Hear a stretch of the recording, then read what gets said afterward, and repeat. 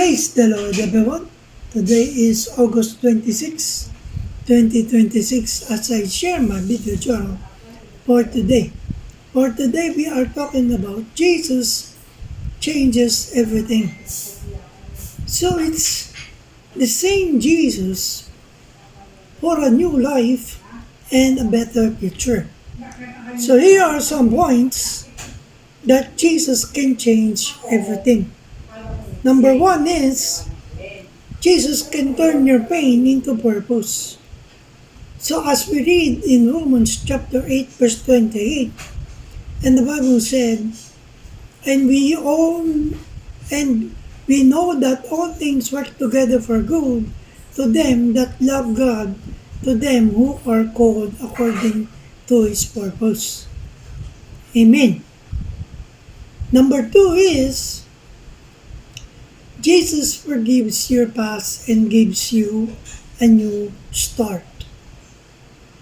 As we could read in 2 Corinthians chapter 5 verse 17, and the Bible said, therefore, if any man be in Christ, he is a new creature, and things have passed away, behold, and things are become new. Amen. The third one is, Jesus gives you peace that the world can't give.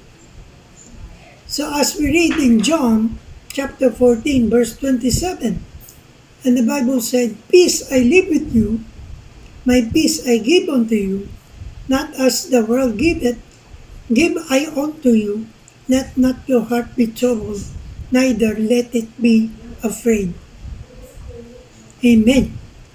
Then number 4 is, Jesus strengthens you when you feel weak. So we could read in Philippians chapter 4 verse 13, and the Bible said, I can do all things to Christ which strengtheneth me. Amen. And the fifth one is, Jesus is your hope in every situation. So we could read in Jeremiah chapter 29 verse 11, and the Bible said, for I know the thoughts that I think toward you, saith the Lord, thoughts of peace and not of evil, to give you an expected end. Amen. Number 6 is, Jesus walks with you today and every day. We could read in Matthew chapter 28 verse 20, and the Bible said, teaching them to observe all things whatsoever I have commanded you, and lo, I am with you always, even unto the end of the world. Amen. Then the next one is, lastly, number 7 is, Jesus is the way, the truth, and the life. So, we could read in John chapter 14 verse 6,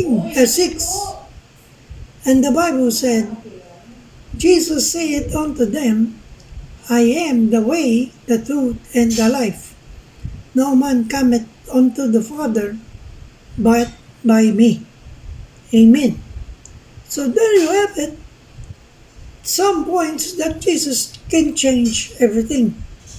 So if you believe Jesus changes everything, comment down, Amen. Well, I hope I've inspired you with this video journal of mine. Remember, we are on a mission. Keep the fire burning, for we live to serve God. Stay safe, and God bless everyone. Good morning.